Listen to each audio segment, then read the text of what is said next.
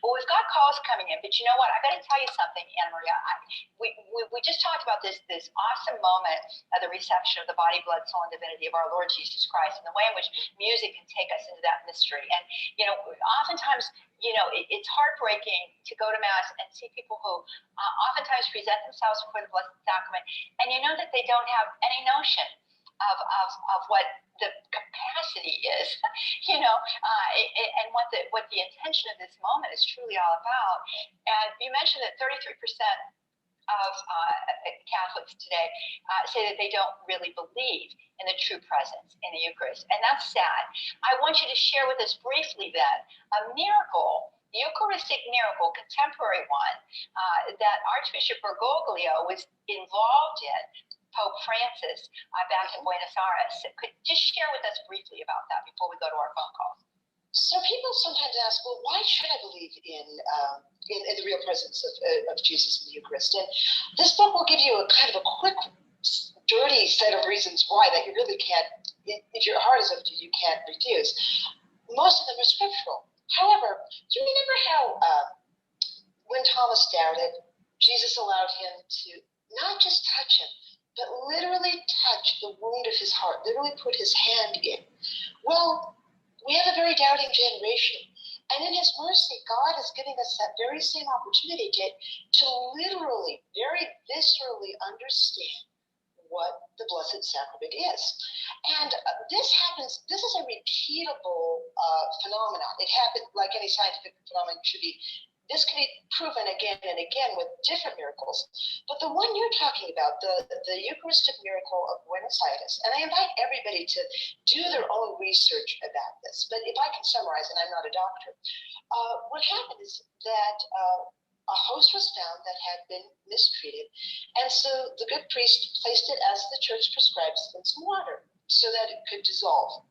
But instead of dissolving, it turned into a red congealed mass. Well, okay. So they thought, well, maybe there's a mold growing, maybe there's a fungus. There's going to be a reason for this. There's an explanation. So Archbishop Bergoglio our Pope Francis was the Archbishop of the diocese at the time this happened. He called in a team of scientists to research what was going on here. Now, these scientists had to be independent of the church, and the study had to be blind. They couldn't know what it was, what the source of the material was that they're looking at. But some wonderful forensics experts and physicians were asked to look at the sample tissue. Well, they didn't know it was tissue, but when they looked at a sample, they said, we know what this is.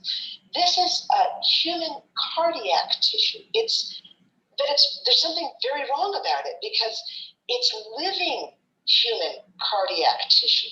I mean, where did this even come from? Are you doing a vivisection on somebody? How is this slide of tissue living? It's heart muscle, but it's heart muscle that is perfused with white blood cells.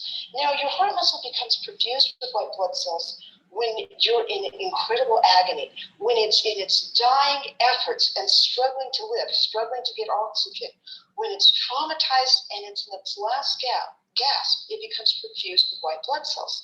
So this is a piece of a heart in its dying agony. When we see pictures of the Sacred Heart pierced and bleeding, this is what the Eucharist very literally is.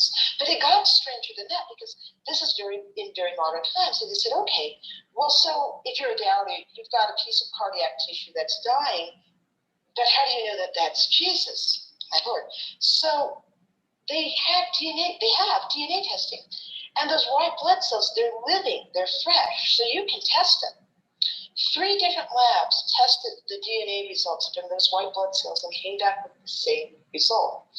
The result was, we're so sorry, we can't provide a complete DNA sequence because there's no genetic information from a human father in this book.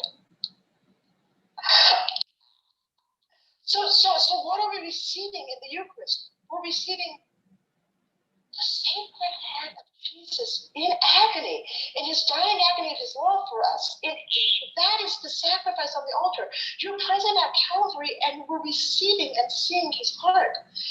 Now, our reaction, it's just the truth. It's the irrefutable truth.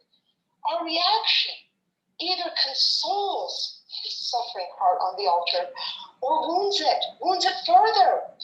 When we approach the altar, and if our music, if our hearts aren't disposed to understanding who and what we're seeing there, if we're not in tears understanding who that is and what he's giving us, and if instead our music encourages us to ignore it or be flippant or treat it like it's anything else but who he is, we're wounding him. We're wounding him or consoling him at every Mass. And at every Mass that we're taking, that our heart isn't moved by music to that understanding, imagine the true reality of what we're doing and what we can do. It's amazing, absolutely amazing. It's breathtaking. And that last piece, that only the DNA of a woman, no genetic sequencing can be offered because there's no representation from a human father. I mean, come on, friends. What more do we need?